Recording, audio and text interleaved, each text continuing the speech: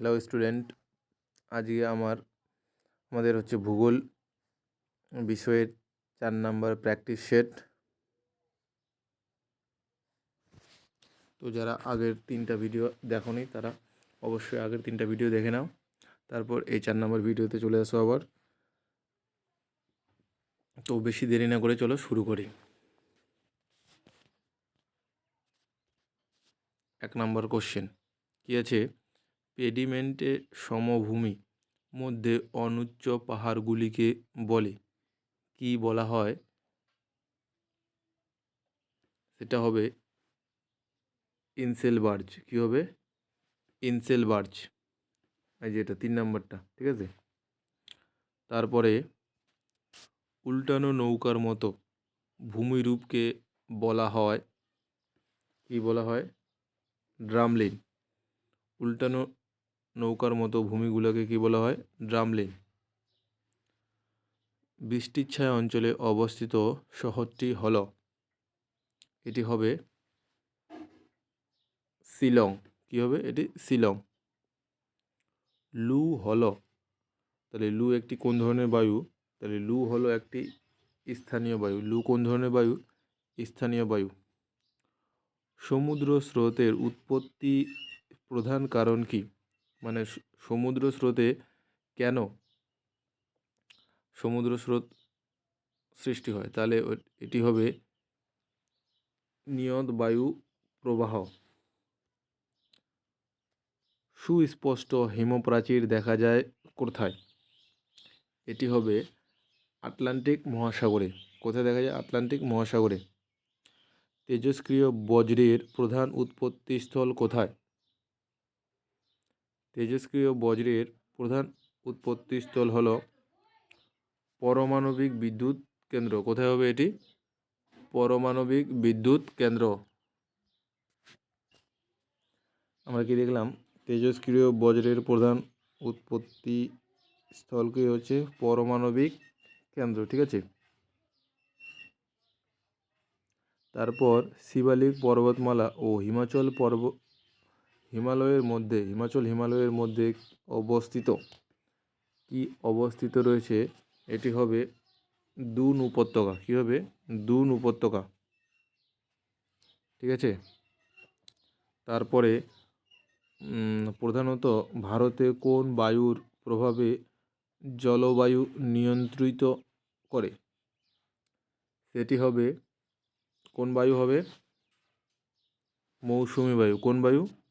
মৌসুমী বায়ু। ভারতের অরণ্য গবেষণা কেন্দ্র রয়েছে কোথায়? অরণ্য গবেষণা কেন্দ্র রয়েছে আমাদের দেহরাদুনে। রেটুন সম্প্রতি কোন ফসলের সঙ্গে জড়িত? এটি হবে আখ। ভারতে বৃহত্তম পেট্রোকেমিক্যাল শিল্প কোনটি? এটি হবে জামনগর। ধারণযোগ্য উন্নয়নের জন্য কি করতে হবে? আমাদের সঞ্চিত উপকরণের ব্যবহার হ্রাস করতে হবে, মানে কম করে আমাদের ব্যবহার করতে হবে। উপগ্রহ চিত্রের ক্ষুদ্রতম অংশকে কি বলে?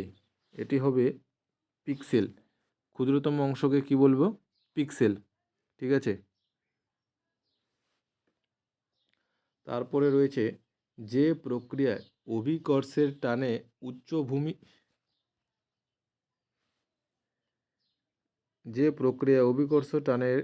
উচ্চভূমির ঢাল বরাবর ও মাটি শিলা নেমে আসে তাকে আমরা কি বলবো? পুঞ্জিক্ষয়। কি বলবো? পুঞ্জিক্ষয়।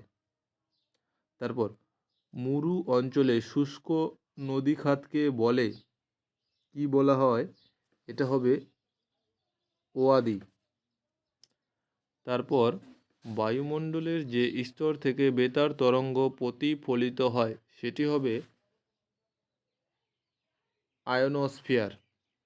তারপরে বার্ষিক উষ্ণতা সর্বনিম্ন প্রসার দেখা যায় যে জলবায়ু অঞ্চলে সেটি হবে নিরক্ষীয় অঞ্চলে যে মহাসাগরে